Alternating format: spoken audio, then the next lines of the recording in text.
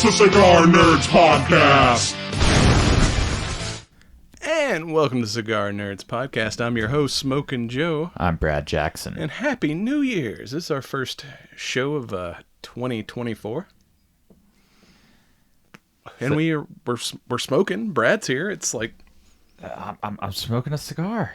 So what are you smoking this week? So, apparently I'm smoking the Rocky Patel Edge Habano. Did not realize that it was going to be the Edge Habano. I was gifted these, and it's like my throat's been raspy and kind of scratchy, and I'm like, man, I don't want a cigar to go to waste, and now I don't want a cigar to go to waste. So you're like, it looks kind of lighter wrapper on it. It might be a milder. And then it's like, oh no, this is a peppery motherfucker. Maybe it'll like clear everything out. Yeah, like, maybe. You know, I mean, it got us through COVID. Keeping our lungs full of cigar smoke. We didn't get sick at all when we were smoking. I'm smoking the Camacho Factory Unleashed version 3. This one's gonna have a Mexican San Andreas wrapper, Honduran binder, and fillers from Dominican and Honduras. And it has a little bit of that shaggy foot where the wrapper doesn't go all the way to the end, so when you first light up you get a little bit more of that flavor from the fillers than you do the wrapper, so you kind of get that little bit of taste before it kind of blends all together into what it's supposed to be. And they claim this is on the darker side of bold, so we'll see, because I do like a nice strong cigar. Well, that's what I've got here with the Ecuadorian Habano wrapper. Then we've got our fillers, all from Nicaragua, Esteli, Condega, and Jalapa. And just like all Nicaraguan tobaccos, which I guess that's why I love Nicaraguan cigars, is, notes of black pepper, a little bit of earthiness. The Edge, I think, is probably one of the first cigars that I ever smoked, because I can, remember there just being a huge box of like 150 or 200 of these things, and at the time they were like inexpensive. $5. I mean, now they're fucking $8. They're like have gone up to like standard premium cigar prices. But yeah, back in the day, there was like not even a band on them really, just like kind of just that big like wooden box, and it was a damn good $5 stick, but now it's an $8 stick, and it's still pretty good. Speaking of the darker side of bold, this week's topic, we're going to be talking about what happens when Zack Snyder says, I'm going to make my own Star Wars with blackjack and hookers.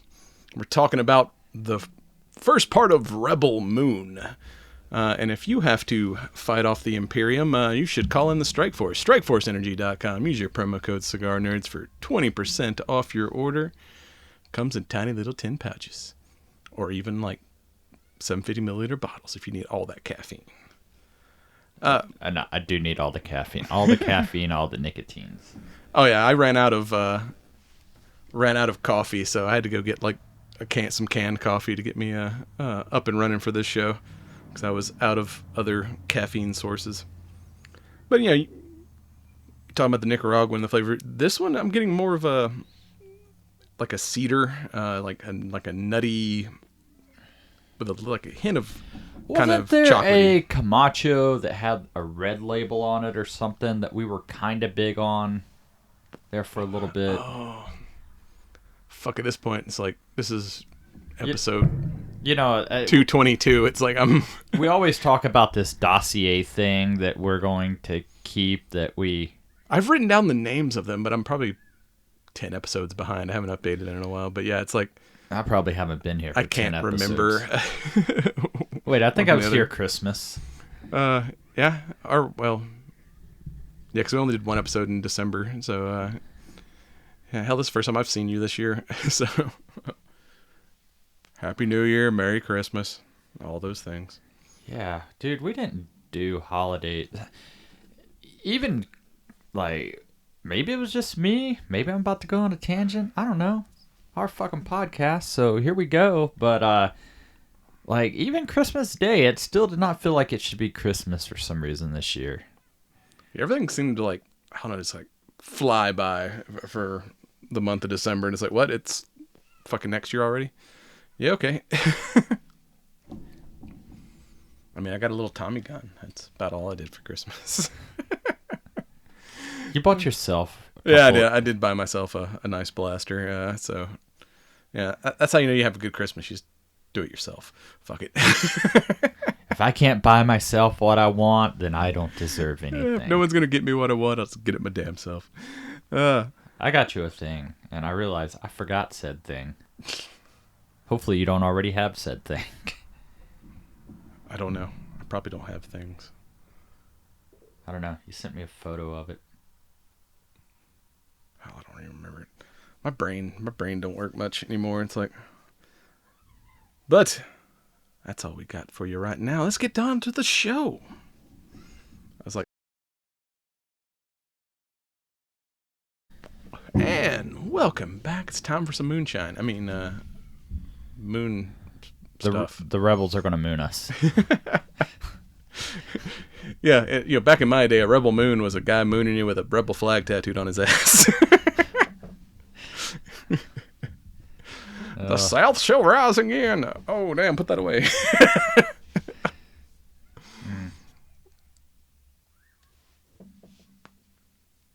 Don't go to the dark side. But as we said previously, yeah, this is what happens when Zack Snyder says, I'll make my own Star Wars with blackjack and hookers. Officially called Rebel Moon Part 1, A Child of Fire. With the second one coming out in, I believe, April is when Part 2 is due. So they've already, got that in production and everything. Because I was like, the way this ended, I was like, oh yeah, there's definitely, Yeah, they probably shot all this back to back and just kind of releasing it, breaking it up and releasing it a couple pieces at a time. Which I don't know if it's just Part 2 or if this is like a trilogy or going to be like a trilogy story. But I mean, there's a lot of different arcs they could follow with this. I mean, and then, honestly, like, I enjoyed, Part 1. I mean, like you said, it had nods to Star Wars. It had nods to 300. It had nods to Lord of the Ring. Like, this was definitely, I mean, Henry Cavill should be paying attention because I'm like, did Zack Snyder make a Warhammer movie without making a Warhammer movie? Because it's like, a band of rebels against this, homeworld Imperium, aka the Imperium of Man. Even the soldiers kind of look like, I didn't see any like Ultramarines, but those guys definitely look like the soldiers. I mean, from there were Warhammer. the robot dudes, kind of had that, with their, plated armor and shit like that. Yeah. They uncrated and then he went all hippie. Like, oh, she made me a flower headband. Yeah, it's like Sir Anthony Hopkins as a pissed off R2D2 or C3PO looking dude. But yeah, it's like, yes, we swore allegiance to the king, so when the king was assassinated, like, we stopped fighting. Fuck these assholes. But technically I'll pick up boxes and shit for them, but I ain't fighting nobody for these motherfuckers.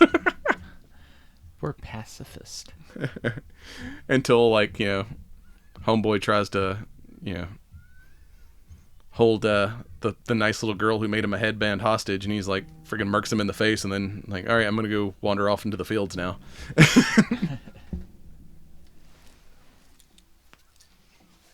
I'm expecting him to play a much bigger part in Part 2 because I expected the they call him Jax. I expected Sir Anthony's character to be a bigger deal, and he Jimmy, yeah, the last member of a race of mechanical knights. Yeah, because they kind of introduced him up front, like gave him a pretty decent backstory, and then like he just fucked off for the rest of the movie until you see him at the end when they return. He's like in the fields, and now he's got like a full on like Wendigo antler headset and a spear. Like, I am guarding the people of this town. I am the guardian of this town or some shit. I'm like, all right, he's gonna play a bigger part in the second one, but yeah, it's just like, where the fuck the robot go, man? Especially when you like murked homeboy. I thought he was gonna be all in on the quest, and he's like, no, I'm just gonna go fuck off and guard this town until y'all come back. This is one that would make a great video game. Like, this was just, like, never-ending, like, side quest and, mini boss and then final boss battles. Yeah, and it looked so... looked so good. Like, like, it starts off the small farming town, and it looks very much like... The village. Like a Viking-type town. And then they're like, they even call it, like, the Longhouse. That's, like, and everyone's kind of like... They had a Yule log. Scottish sounding, or everybody sounds like freaking Vikings nearly. And then the space people show up and you're like, oh, this is like space stuff. Like, even their houses look like, kind of simple, like old school farmhouses, but then they have like automatic opening doors and shit. It's like a Hobbit town. Yeah, it's like they don't have indoor plumbing. They got like girl walking around with a bucket of water, but somehow they got like automatic doors. I'm like, y'all couldn't like plumb this city? No, dude. The soil is very rocky, okay? Did you even watch the movie? Oh yeah, we can't feed. We've got these huge fields, but they're very rocky. Yeah, we don't produce enough to feed ourselves, especially not your space Nazis show up. I mean, those uniforms were. Oh yeah, with his like little like the whatever priest class following him around. It was like, dude, these it was like serious Warhammer vibes. But then the story kicks off, and I'm like, there's all these comparisons online, like, oh, they just, it's like his version of Star Wars, which, I say, he made a better Star Wars movie than, like, they did in the fucking 3, like, sequels that Disney gave us. This was definitely, like, looked cool, like, space battle-esque. So, we got more ground fighting than we got, like, actual war in the stars. But even with the ground fighting, though, there was a good, mix between, gunplay, sword play, just basic hand-to-hand combat. But fucking homeboy walking around, murking people with a shillelagh. Yeah, that fucking bone like shillelagh, and was like, when he comes in, like, homegirl tried to like warn them all, like, no, these people are nasty, we need to like avoid contact with them. And they tried to, and the chief tries to like, oh no, we're, because he shows up all like, oh, I'm here to welcome you to the warm embrace of the empire. And then he just takes that turn when he's like, tells them, no, we're not going to give you anything. It's like, all right, yeah, who here like actually does the work? And then one guy, he's like, oh, I'm the businessman, I'm gonna try to negotiate. And he's like, oh, like, y'all lied to me. And he just, like, beats the fucking chief to death with a bone, like, femur. Like a femur staff looking thing. The priest is, here's your ass-whooping stick, my lord. Well, the bad thing is, like, you got freaking a dumbass that won't keep his mouth closed. And it's like, oh, no, we're going to take the, diplomat. And it's like, you can't reason with unreasonable people. No. He was the, cause, of course, Christmas, watch Die Hard. He was the coked out lawyer. The guy who's like, oh yeah, I know John McClane, I'll negotiate for you, and then gets blasted in the face. I'm like, yeah, that's that character. Shut the fuck up! Don't tell these guys you know me. Oh yeah. What do y'all need? But yeah, homeboy does a good job of doing that. With Ed Skieran as Atticus Noble, the admiral, of going that change from like, I'm the friendly guy to like, oh no, I'm here to kill all of you if you don't do what I say. I like that. Yeah, transition he does. As a villain, he was a good villain. Like, and such a dude, like, got his little sex octopus up in his spaceship. Like, tentacle. It's like, ooh, stop that. We've got company. Yeah. I was like, this is a weird bitch. I mean, if an alien introduced itself, like, could you be, I'm the first human to fuck an alien. Just straight, if we learned nothing from Captain Kirk all these years, it's like, you got to boldly go where no man has gone before. Be the first dude to meet an alien. Or sometimes you go where many, many men have been. But back to the thought I had a second ago before I got brain no work, you get sidetracked. I don't think Zack Snyder made a Star Wars movie. He made The Magnificent Seven. Or it's, if you look at the story, it's fucking Seven Samurai.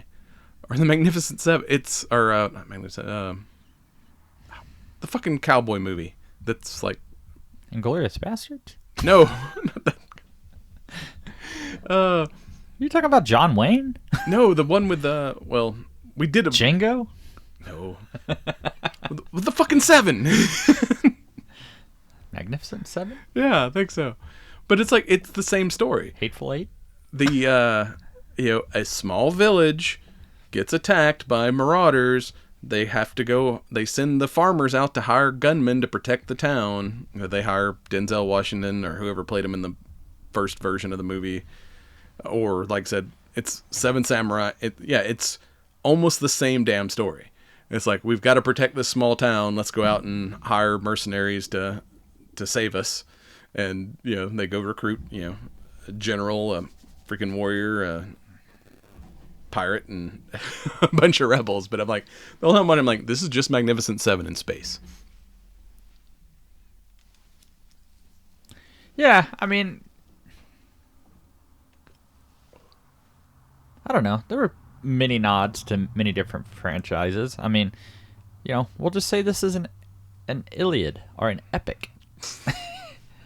How many chapters can there be? Infinite. It'll be like Star Wars, it just, there is no end. And we have Sofia Boutella playing Cora, who is a former Imperium soldier who ended up getting found by these farmers and giving up the gun to become a simple farmer and get away from that life of war. And I like her, speaking of transitions, like, because she's like, no, you can't deal with these people. And when they kind of get forced into dealing with those people and they leave like a small platoon behind to kind of guard the town until the big ship comes back for harvest, and then they decide to molest Sam, I think was her name, and she finally she's trying to nope, I'm just leaving because y'all all are fucked. And then she sees them abusing her, and she's like, nah, I got to step in. But when she walks in with just an axe, and she'd mentioned she's like a child of war, but don't know how badass this bitch is yet. But she's got that look, I call it mid flinch, where she's kind of got that scared look, like, I'm standing up to these people, but bad things are going to happen. And then as soon as homeboy gets close enough to go hands on, it's just no, goes from that scared look to the fucking professional. You're but at the same time, I kind of feel like that was a ruse to get him, draw him in close and get him in, striking distance, and then just fucking murked. Yeah, but as an actor, I love that transition where she's just kind of looking a little scared, I'm doing this, but I probably shouldn't be. And then as soon as homeboy gets close enough for her to go hands on, she's it's no, boom, no, emotion. It's it's on now, and it's oh shit, y'all done fucked up. You just stepped into my web. And that whole and he does it throughout the movie where it's just random uses of slow-mo. Fights go from real time to slow-mo, then back to real time, then slow-mo, and it's he does it through the whole fucking movie, and it's it's weird. I've not seen that before, but I kind of like shooting fight scenes like that. Where so is that everybody's got their own signature style. So is the slow-mo now Zack Snyder's? We'll leave lens flare to Michael Bay. Or J.J. Abrams. Oh, yeah. I don't know. There was some decent lens flare when those guns were going off in slow motion. It's look how cool these blasters look. And they look like the fucking 40K blasters, too. They're kind of steampunk. Oh, I like when they're hitting metal and it's you just see that melting effect, or when it just burns straight through people. I was visually, there was plenty of things in this that I had not seen before, or I don't remember seeing before. But yeah, that the mid-fight slow-mo, maybe maybe Schneider's new signature. I mean, did he do that in the Batman movies? I don't remember. I don't remember either. But yeah, sometimes like I've got a problem. Like, I watch shit and I enjoy shit, and then I don't remember shit about it. Like, it's like, oh, that was cool. I better tell Joe it was cool, and then after that is gone. Like, yeah, I get that way. I rewatched this today because I watched it when it came out December 22nd or whatever, and it's like, oh yeah, it's been 2 weeks. I got to refresh because I remember pieces of it, but I couldn't remember like any fucking characters' names or anything like that. I don't know. I loved, just some of the creatures. Like, it's good fantasy action. Yeah, if nothing else, this movie needs like awards for makeup because the aliens looked. Like I said, he made a great Star Wars movie because the aliens look. Well, what about the fucking little awesome. Alien dude that's like controlled by the scarab, like where the scarab's like, Oh yeah, it's like just kind of reminds me of the aliens from Independence Day, where like that's how they communicate is they use somebody as a meat puppet, and Homeboy's just like dead at the bar table, and like the little scarab thing with his like has anybody seen General Titus or whatever? And he's like, oh yeah, I remember him. He's badass dude. He's like. Last I heard, he was like a gladiator on some fucking moon, just chilling the bar with his meat puppet. But what I loved about that whole scene was like, it's all mercenaries and bounty hunters and shit like that. Like, that's information you would pay for. Yeah. Like, it was just strange to me that they just I mean, obviously she did beat the fuck out of the dude that wanted to, get a little touchy-feely. Yeah, he's like trying... And, kind of a good role reversal. Usually it's the girl getting sexually harassed. Now it's the dude. So, yeah, they got this, like, dog-faced alien guy. He's like, how much for dude, your... Dude, it looked like Thanos. Thanos. Thanos. Like Thanos' asshole. But, yeah, it's like, yeah, we're gonna... Thanos. Yeah... How much for your guy here? And she's like, he's not for sale. Oh, come on. Don't be a jealous bitch. Like if I can just grabs Homeboy's dick in the bar. He's like, I got a room upstairs, like relatively clean sheets. He's like, you'll be begging for more by morning. And she like fucking knocks Homeboy the fuck out. And he's like, comes back with his gang. Like, I'm gonna, and she's just like, I like that too, before they even get in that, like she, they walk to the bar, orders 2 shots of whatever space whiskey they're drinking. And she just like downs hers like, no reaction whatsoever, and like the farmer that's like trying to lead her to the rebels like takes his shot and like goes to speak and he's like, oh fuck, that burns. It's like, yeah, homeboy, like your girl here is way more wise in the ways of the galaxy. But I mean, that was the other thing. Like, we got space pirates. Like, yeah, Gunner. That's the farmer's name. He was kind of a bitch, but eventually he becomes a hero, ish. Or maybe not. I don't know. Maybe that was all a ruse. I mean, I kind of feel like as this drag on, we're gonna realize those villagers just aren't villagers. I mean, 'cause it looks like a Viking village. Like these people look like they should be like, fucking up some people with some war axes. They're like, no, we're just farmers for, being peaceful. But then, yeah, the elders are all like badass Viking motherfuckers, turns out. And then, yeah, this is the point we get introduced to, and that's the whole reason they're in the bar is because the guy they were going to meet gets caught by bounty hunters. And how do you like the bounty hunters' little like fucking robot scorpion things that like lock everybody up? It's like, fucking handcuffs and transporting them all at the same time. And then if you really don't want to fuck with them, you just snap their spine and they're like, all right, we'll just transport them paralyzed so we don't have to worry about them escaping. It's like, fucking, that's some serious bounty hunter shit. It's like the Mando. I can bring you in alive, or I can bring you in warm, or I can bring you in cold. Your choice. So obviously this is more futuristic than Star Wars, because these people have figured out, like, people are heavy. We're tired of hauling bodies. Like, yeah, we're going to give ourselves some sort of a mechanical advantage. Yeah, those little like fucking capture bots were nasty. And this is the point where we get introduced to Charlie Hunnam, aka Kai, the mercenary and starship pilot. She's like fighting off like, you know, homeboy comes back in the bar and he's like, I'm gonna give you one chance to walk the fuck out of here. And she's like, oh, you're gonna give us all one chance? He's like, we get another slow-mo fight scene. And, you know, he finally gets to like the drop over and, you know, Charlie Hunnam pulls out the blaster out of the shoulder holster and takes him out. I liked his character. He was like, and I always forget he's actually Irish because like he's played an American in so many things. Like, and he starts talking. I'm like, oh yeah, I forgot. This is what he actually sounds like in real life. He's a fucking leprechaun. Fucking Jax Teller, Pacific Rim. He's like, you know, plays so many Americans that it's like, oh yeah, I forgot he sounds like that in real life. So to get that guy a motorcycle and a sweet, you know, cut. But that's one thing I did not see, spoiler alert, is his betrayal. Like, I thought because like, we're making these comparisons like, oh, this is just fucking Star Wars or the Magnificent Seven. I'm like, oh, yeah, here's the Han Solo type archetype character who's like the scoundrel that, you know, ends up joining the rebellion and then it's like, no, I was here to fuck y'all from the beginning.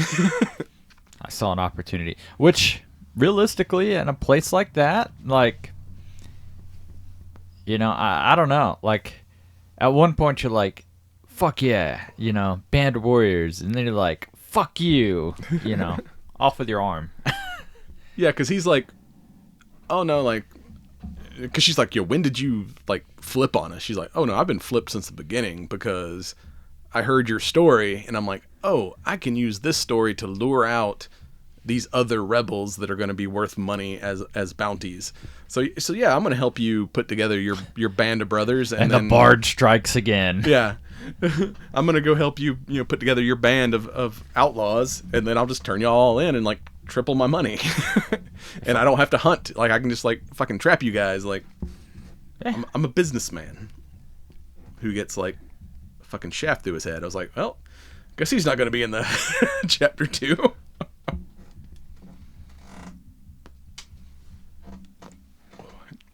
Yeah, I don't think he's coming back. But yeah, he's like, hey, he's like, I'm a pilot, and he's like, you know, y'all need to get to so and so, and you're kind of a badass lady. I kind of want to get to know you. I'll. He's like, well, this isn't a job you're not going to get rich on. He's like, but it's interesting. I like interesting. I'll tag along for a while. And he's like, well, you know, looking for warriors. I might know a couple guys. Let me introduce you to. And they go to like space farm or space ranch, and like there's this badass space Indian guy that's you know, he's pretty jacked. Like you might be able to find him. I mean, he can break in your Pegasus. Yeah, that thing was badass looking, like flying eagle horse thing. Yeah. So he's like, yeah, he owes me like 300,000 credits or whatever. He's like, well, we don't have any money. He's like, well, tell you what, I like to gamble.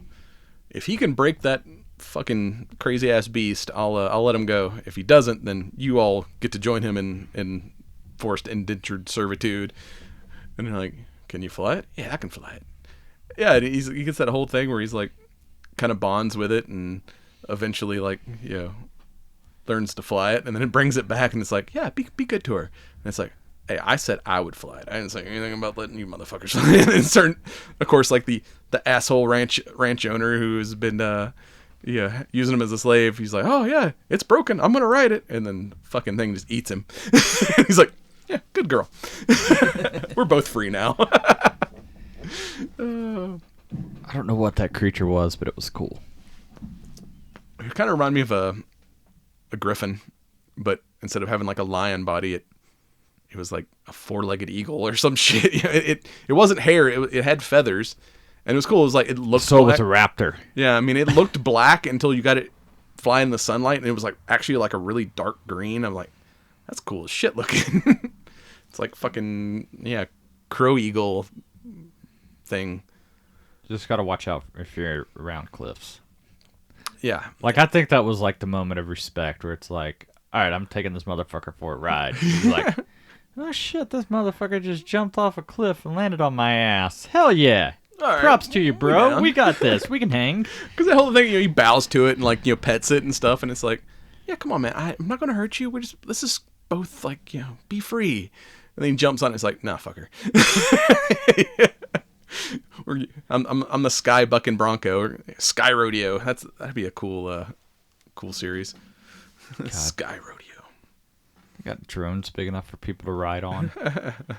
Like your opponent is, in the controls, and you're fucking trying to stay on this damn drone. I mean, it was basically that scene from the first Avatar where dude's trying to bond with the fucking dragon thing. See, that's another one. I enjoyed the shit out of Avatar. Ask me today anything about it. People were blue. Did you watch the new one? Way of Water or whatever it's called. I don't think I watched the new one. I haven't either. I only watched the first one once. I'm like, I was never. Well, see, I saw it in IMAX. Yeah, it was worth seeing on the big screen, but I was like, it's kind of lame. I'm not an Avatar fan, so I have not bothered to watch like 3 hours Way of Water or whatever it is, because hell, it's on streaming now. I just haven't bothered. Speaking of which, Equalizer 3 is on Netflix now, so get some Denzel action. We're going to later. talk about streaming when we get to news. I'm going to get a little political. Spoiler alert. Good, because I only found like 2 articles to give you this week. So I was hoping That's you fine. had some. We're going to rant and rave. I don't really have articles. I just have ideas. Keep me away for, a few weeks. I got some mad shit I can talk now. It's probably the same rehash shit from like 3 years ago, but, whatever. So yeah, they pick up their first guy to join the quest, and then he's like, I might know somebody else. Go visit Nemesis, the cyborg sword master with the rip-off lightsabers. But yeah, she was like basically a traveling do-gooder, I guess. You're like, hey, this spider lady kidnapped my kid, and she's like, that freaking space pilgrim outfit walks in and then pulls out those like, I don't know, the sword design was badass. They're almost like elongated almost cleavers, like flame swords. and then like at a certain point she's like, they just like fire up. She's like trying to like take it easy and like, oh no, you've pissed me off now. I'm gonna like heat up my flame swords. And yeah, very lightsaber-esque looking when she like did the whole samurai like cutting the ground thing. Like, all right, you done fucked up, Spider Lady. And Spider Lady looked cool as shit. Like, I've not seen that in a movie that I was like, yeah, this movie needs an award for the fucking makeup and effects, if nothing else. I mean, the story might not have been super original, but like the visuals of it were like unlike most things I had seen recently. I'm hoping the second part of this is as good as the yeah, that's the thing. Even though like the whole time I'm sitting there, I'm like, this is just Magnificent Seven. I didn't care. I'm like, this is still like a good ass version of Magnificent. It's I mean, there Magnificent was Seven in enough space. action and there was story. Like originally, I was like, fuck, this thing's 2 hours and 15 minutes long. Like you get about an hour and 45 minutes is, I think now what I'm programmed. But it didn't feel like, almost 2.5 hours. Yeah, and the first time I started it like late at night, and I only made it like halfway through. Like when they picked up rode the Eagle, that was where I stopped, and then I started like the next day and watched the rest of it. So I had to like rewatch it all in one sitting today to refresh my memory. And then you get go to see General Titus, who's a former Imperium general who did not like how played by the one and only Morgan Freeman. No, Digimon dude, I can't pronounce his name. But it's funny, he like the Imperium run by a king who kind of starting to like, I've done too much war, I'm going to start becoming benevolent, and then gets assassinated, and his whole kind of gets taken over by a regent who's evil and wants to conquer the entire galaxy. And as one of his generals, he's like, no, I'm loyal to the king. I'm not going to do this shit, and turned his soldiers against the new king and got his ass kicked, and now he's existing as a gladiator, which is funny because he was in the movie Gladiator. It's like, back to your old tricks, eh? So fitting. Hey, I feel like you're a great candidate for this role. He also played a wizard in Shazam. I still don't think Have I seen Shazam? I don't know. I've seen both Shazams, but I didn't see them in theaters. There's more than one? Yeah, there's two, but they're on HBO Max now, so I just watched them online. I didn't go see it. Surprisingly decent. And they're all shot in Atlanta, so you're like, this isn't Boston or wherever the fuck this movie's set, because I recognize all these hotels. Because they shot a bunch of that shit down in Dragon Con area. I was on a rooftop in Atlanta last week. Yeah, so there's like one scene in like Shazam 2 that's on top of that. I was like, oh, that's what the Marriott's roof looks like. But they were in the parking deck next to Dragon Con, and you can see the Sheridan and the Hilton and the Marriott, like all in the background, is on they're on top of this parking deck. I'm like, yeah, this isn't. I think it's set in Chicago. I forgot what. Maybe it is. They're in some city that's not Atlanta, and I'm like, oh no, this is Atlanta because I've been to this parking deck. I was absolutely on Cortlandt Street. Yeah. 52 stories up. Like, here I am. It's fucking windy as shit up here. A little chilly. Yeah, a little bit. But yeah, they got to sober up the great general who's and he's like, fuck y'all, like my I don't care about justice anymore. My soldiers are all dead. She's like, all right, well then how about revenge? Is that something you can get behind? And you're like, revenge sounds cool. Yeah, I can do that.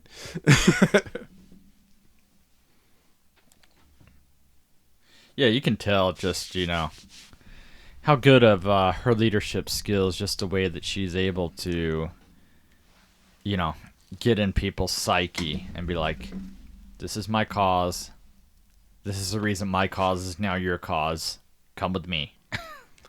Yeah, and they did a good job of, like, fleshing out her backstory, because as she's on this quest, she keeps telling Gunner kind of where she came from, and like she's like, all right, yeah, at first I was this badass warrior, and the flashbacks to her in battle was pretty badass. I was like, oh, this is like some serious, like, fucking laser blast and everything. She's like, yeah, when they came and destroyed my home world and took me as his like adopted daughter, and you find out like her captor daddy is actually the new regent who's trying to destroy the rebellion. But yeah, like she's like, yeah, when I graduated, they like, told us to like find a lover because when politics are no longer good enough, you need something to fight for. And then you cuts to her boyfriend like is dead on the battlefield, and she's like, fucking rock and roll, and it starts murking motherfuckers, and it's like, it's kind of weird with a laser blaster. Laser blasters still utilizing magazines. It's a bit odd to me. You would think it'd be some kind of charging mechanism or something. Well, I think it's not actually like, to go back to it being just 40, Warhammer shit. It's shooting bolts of plasma. So it's like still like a physical bullet, but it's just like a flaming plasma ball instead of like, a laser. Tracer rounds. Shitload of tannerite. Big boom. I wonder what those fucking robots are made out of, because like, when you first see the robot, like, oh shit, they gave us a Jimmy unit. These things are crazy. They won't fight back no matter what you do to them. He like shoots him like 2 or 3 times, and he gets up and he's like, I'm a little muddy. Like, what kind of fucking armor is that dude made out of? Beskar. Oh, he's a Mandobot. Fucking makes sense now. Come on, Joe. You already said it was Star Wars. Yeah, because it's like everything else, like, even like those soldiers, like armor and shit, like the fucking plasma bolts going like right through their asses, but they shoot the bot a couple times, and it's just like, I'm muddy now. I gotta go to the river and wash off. I gotta meet our new princess. Yeah. But then it goes back to like the kind of like the second part of her backstory. It's like, yeah, I did all these things. I was like total badass, but then I learned to care for people again because I was such a badass. They like promoted me to like the king's guard, and it was my job to guard the princess. And this princess was actually like, was a life giver and not a life taker. And even the king was like, one day when she's the queen, times will be peaceful because she's going to bring us back from all the conquest we've done. Like, and she kind of, she's like, that's kind of how I learned humanity, was taking care of this little girl. And then when everything went to shit, I end up, Now we're gonna have zombies. I don't know. The priest class people looked a little bit zombie-like. Those things were nasty looking. That's all I was thinking of when the dog brings the bird by. It's like, it's now a zombie bird. Tweet, I eat your brains. Sorry, Resident Evil did it first. I'm waiting for there's a key point of her backstory that we're missing that I'm hoping we'll get in the second one, because all right, we know she was a warrior, we know she was the king's daughter's bodyguard, but we also know the king and the daughter got assassinated. So where was she when the assassination happened? Like, was she how did she fail at her duty as the bodyguard? So we've not gotten that piece of her story yet. So maybe in part 2, called the Scar Giver, which was apparently her nickname for some reason that they never really explained. Don't know who she scarred, but she gives scars. Probably a lot of people. Mm-hmm. I mean, they would have to survive. You don't get scars if you're dead. So who did she just fuck up real bad and not kill? I don't know. Maybe it'll be like Lion King. Simba. It's like, that over there is a shadow realm. We don't go over there. Wait, that's Mortal Kombat with a shadow realm, right? Maybe. Mortal Kombat. Oh. And then we get our space rebels, who have cool little space fighter jets. The ships are kind of cool. Oh, I fell asleep. I'm awake now. Very Mad Max looking too when they finally track down the rebels to that get was their one army. thing, is the different environments. Like you go from your grassy ocean hillsides to space to your kind of dystopian type worlds. Like a lot of different environments. Yeah, things kind of traveled, locations kind of changed quickly, but they did a good job of making every new planet look. There was no confusion if you didn't read the captions that they're on a different planet. All the environments looked very different. I mean, you had the rolling hills of the farmland, and then they get into that town, which was very kind of looked like old samurai movie, old western town. And then, like I said, you got the that ranch. was just Arizona. Yeah, you get like Space Ranch, and even when they to go back to when they meet Nemesis on the mining world, upper world looks very industrial, and then they get to like the underworld, and it's like all neon and shit, and very like cyberpunk. Look a lot like Blade Runner type shit. I'm like, and then you get to like kind of weird mystic space planet where the rebels are all hiding out with the benevolent king that's taking care of them, who's kind of like fishy looking.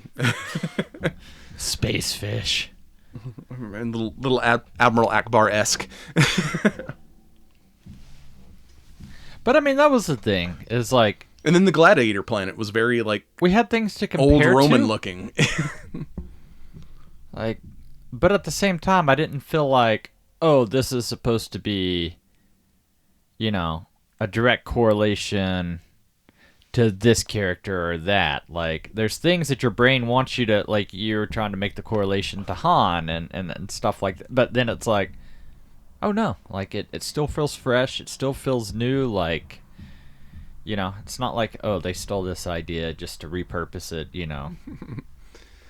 But I still saw And it those was kind of nice that this wasn't dark as fucking shit, so you could actually see what was going on. Yeah, that's odd for a Zack Snyder film. I'm like, hey, you turned up the brightness in this one. It's dark without being like, I can't see anything, which I appreciated. What was the budget for this? I don't know. Let me see. 166 million. Because I don't know if that's for both films or just this first installment. But yeah, 166 is what it says on the. Yeah, I guess this is just for. Because I always thought maybe like, the reason for the darkness was to hide bad effects and shit. Like. Yeah, you get that in a lot of movies where it's like, the CGI is kind of weak. Let's just make everything dark, so that we can blur those lines between CGI and I'll be interested to see how much of this was done like practical, like the sets and shit, because it all looked really good. Even like the crazy space battles or even the ground fight. Yeah, I mean, normally, anytime there's fiery explosions, like. It's easy to see just bad fire. Yeah. And by and large, it looked pretty good. Yeah, apparently Snyder was also the cinematographer on this as well. Story by Zack Snyder, produced by several people, including Zack Snyder, but also cinematography. So yeah, I guess this is his new signature piece, the slow motion fight scenes. I don't know. Maybe he's the type of director that instead of trying to play in somebody else's sandbox, just do his own original shit. Yeah, because I gotta say, Zack Snyder's hit or miss with me. Like, I loved 300, but I thought his DC movies were not great. And then this right here, I'm like, fuck, don't let Zack Snyder touch a movie. And then it's like, and this comes out, I'm like, all right, fucking Zack Snyder's all right again. It's like if he's not trying to fit into someone else's world, if he's not, probably doesn't have the restrictions of, say, a Warner Brothers studio with like the DC stuff. If you just let him do his thing, he's like, all right, dude's at least visually a good director.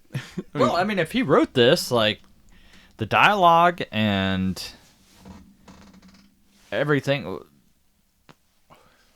there were plot twists and things that I didn't quite see coming. Yeah, it's like that's kind of rare, because a lot of times I'm just like, all right, yeah, I know where the twist is going to be, and then it's like I did not see, because Hunnam's character Kai, he kept becoming like kind of more and more helpful, and then he's like, hey, like, since you're begging, like, I'll help you guys. Like, we're not begging. Well, since you're asking, we weren't asking. No, you need me.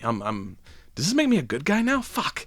It's like I was all in on him being like, especially because like he always plays a hero, even when he's like technically a bad guy, like Jax, criminal, but kind of a good guy in a sense, where it's like I've never seen him play a true villain, and like that twist where it's like, no, I've been fucking y'all from the get-go, just using your story to help lure out all these other outlaws that I can then get bounties on. 5 bounties for the price of 1, like, and then tries to make the farmer executor, even though he's like, I know you're in love with her, go ahead, like, break her spine for me, you're a coward, you're gonna do this, and then he's like, nope, I'm gonna let her go, and I'm gonna jam this spike through your fucking head, asshole. And it's like, oh shit, homeboy's got some balls, actually. Love does mysterious things.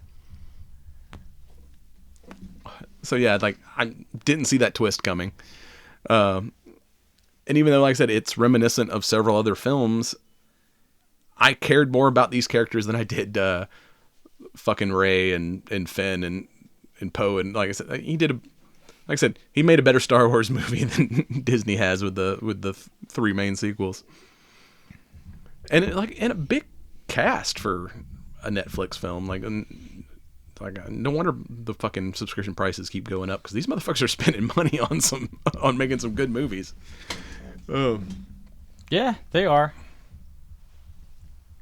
But I'm gonna put a damper later on in the show. Did you cancel your Netflix again? You just keep having to... Shit, something else came out. I gotta re-up. No, it was... Both Rachel and I were both paying for subscriptions, and I'm like, this is dumb. We should only be paying for one, yeah. Gotta cancel one of them. And then, so apparently I canceled mine, and just never got her login info to... So I was like, I don't know how to watch Netflix now. That's like HBO. I keep trying to cancel HBO, and then they'll announce something else coming out. And I'm like, fuck, now I got to keep it another month. Every time I remember to cancel it, like something else, like, hey, we're getting season 2 of whatever. I'm like, fuck, I got to keep it another month.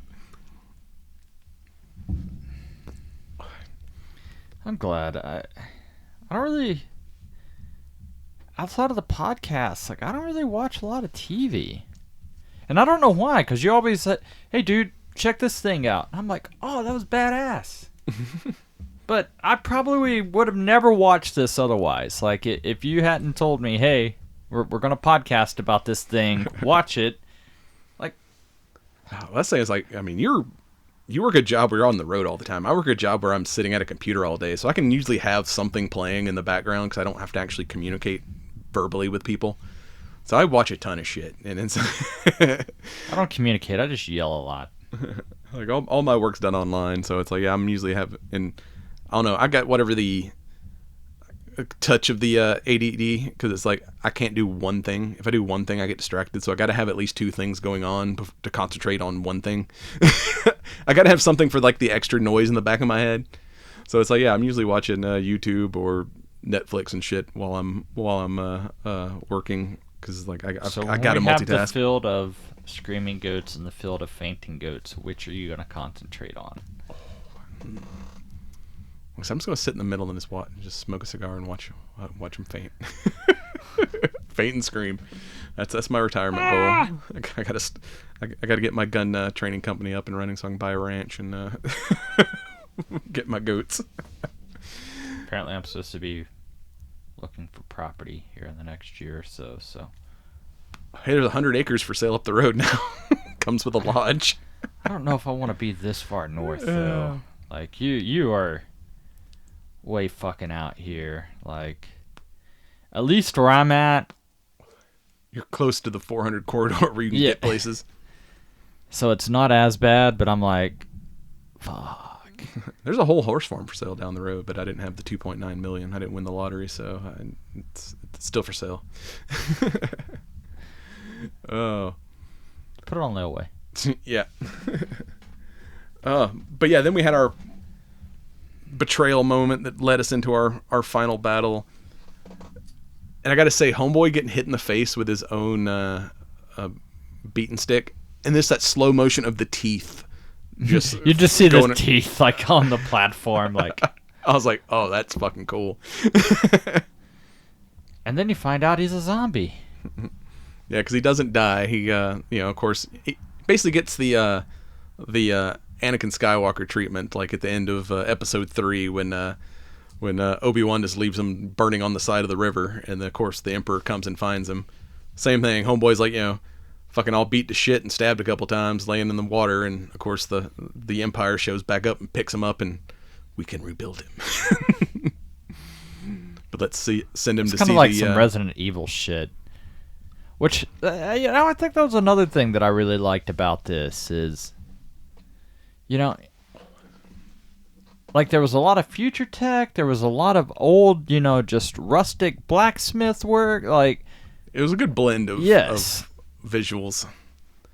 Yeah, and that whole virtual call with and you get the reveal that turns out Korra's father is the main bad guy. He is the Emperor, aka the Regent.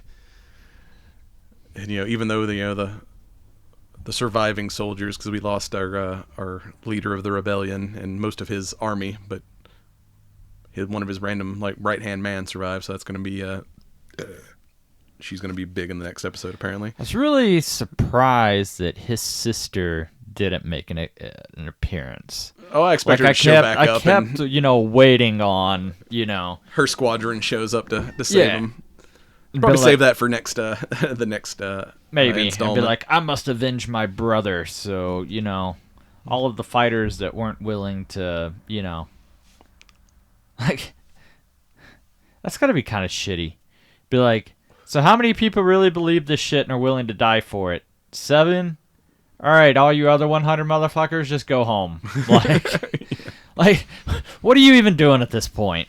Yeah, they're like, we're trying to fight a bigger war. We're like, one town's not that important, and but the brother's like, no, everyone's important. Like, I'm gonna go help these people because they helped us at some point. So yeah, I expect her army to show. God damn it! It was our wheat that was in your beer and your bellies. Yeah. So yeah, I expect them to show up in part 2. But yeah, they finally get back to the town. It's like, yeah, look, and whatever not Titus, fucking the guy who rides the eagle. Oh, Leonardus. Yeah, he's like Leonardus. God damn it. You agreed. Hey, it sounded correct. But yeah, he's like, oh, too bad. Like we've already defeated the bad guys. This would have been a good place to die.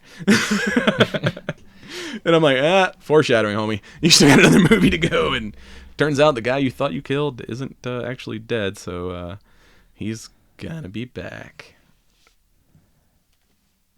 Tarek. That's who Prince Tarek, apparently. Apparently he's some kind of royalty that we didn't know about.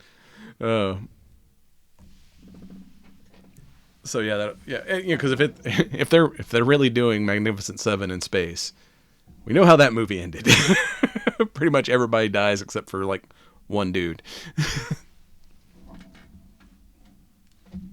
I feel like it's gonna be the little girl that's left, and then she uses her magical healing powers because she's the descendant of the princess. Since she's like some reincarnation. Well, like I think. I don't know, but like when she was down by the river with a robot homeboy and she put her hand on his face and like you started seeing like his little lights, on his face start, kind of brightening up and stuff. It's like, yeah, and he's like, the magic is gone. She's probably got some kind of magical touch and, because he left with a completely different demeanor than when he sat down. And when she says, he's like, I'm afraid that magic got lost or whatever. And she's like, no, it still exists inside you. And then like, yeah, she touches him and he kind of lights up and shit. And then it looks like at the end he's like been guarding the town after everyone left to find soldiers. So it's like, yeah, I think she's going to play a bigger part in how this all goes. I would not be surprised. She's going to be like, God damn it. Everybody stop fighting. We're just going to destroy one another. There'll be nothing left. Flower headbands for all. Yeah, I just want to see peace, man. I just want to see a big space battle too. That's like when. Yeah, I mean, we didn't get like epic space battles. Yeah, we didn't get like a good X-wing fight. But homeboy were like running up and like stabbing the fucking pilot of that little fucking blaster boat thing. He's like, that was an epic, sacrifice. And I want to see, Jimmy the robot go full like murder bot on somebody in the next episode. All Wendigo'd out. Yeah, I am the robot Wendigo. I'm here to eat you, motherfuckers. Yeah, with that sweet Anthony Hopkins voice. Just like, I'm gonna narrate your death. Whatever. I'd take Anthony Hopkins, Morgan Freeman, like. Oh, speaking of which, I wish I could write something worthy of either one of them narrating. I got through watching season 2 of What If, and it's funny because there's like one point where like the Watcher who narrates the whole thing is there like narrating, but Captain Carter, since she's one of the guardians of the multiverse, can actually hear him. And she's finally like turns around and looks like, dude, are you gonna like help or are you just gonna narrate this whole thing? He's like, what? You can hear me? She's like, yeah, of course I can hear you. Well, I'm just here to narrate. That's kind of my job. He's like, all right, well then get the fuck out of my way. That made me laugh. I was like, that's funny. So, what'd you think of your Edge? I don't think I've had the that version. It was good. I wish my throat was not as raw, but I've talked for almost an hour. Yeah, you haven't gone into a coughing fit yet, or yeah, it's not really coughing. It's just that like dry, aching, like just kind of raw feeling. Where you haven't like gotten to the metal voice, and so it's like not yet. That'll probably be tomorrow. I'll be like that, or I'll just go like, meh, squeak. Oh God, I'm going through puberty again. Yeah, this final thoughts here on my cigar. I like it. It's got a good amount of strength. It's got that San Andreas hint of sweetness, but a little bit of cocoa, a little bit of cream. It's strong, but it's not like You're in love harsh. with the cocoa. Yeah, cacao. So yeah, I would definitely recommend picking up one of these Unleashed number 3s if you get a chance. It's not a bad cigar, and it's also reasonably priced too. It's like a $10 stick, so it's not like outrageous. This definitely could get into the rotation of a regular smoke. What was the price on that, if you don't mind me asking? It was like $10.50, I think, something like that. That's about. It's. Yeah, the prices keep going up on everything. Yeah, I mean, Thanks, Biden. At the start of the podcast, that was kind of our, sort of unofficial trope, was to be like, hey, let's find the sub $10 cigar. Now it's going to be like, oh, we got to find the sub, $15 cigar to adjust for inflation. I was trying to, because a bunch of new stuff. What the fuck is an anejo now? Probably $20. Like 21, something like that. Like those were like 14, 15 bucks. Yeah, they've gone up like every year, and everything, like a bunch of new stuff come out, and I was like, yeah, let me find something new to smoke. But like everything new that had come out was like a $20 stick. I'm like, holy shit! It's like everything's like, it's hard to like pick the brand new cigars because they're all like stupid expensive. Even the what was a $10 cigar is now like a $12 cigar because just the fucking inflation. And that's the thing is, there's a lot of cigars that I know that I enjoy for under $20, so it's not worth me paying $20 to take a gamble on. Even our like Diablo is still my go-to cigar, and it's gone up to like $11.50, $12. Sucks getting old and getting broke because like all my shit's getting expensive. There's no, like I said, the edges, hell, they were $5. Just wait till originally. you got to start buying diapers. Oh, fuck no. You mean for myself? Because I'm old as Yeah, shit. exactly. Oh. So, anything we not talked about that you want to highlight in said movie? Are any predictions for part 2? I already gave my prediction that little girl is, a descendant of the princess. And everyone else is going to die.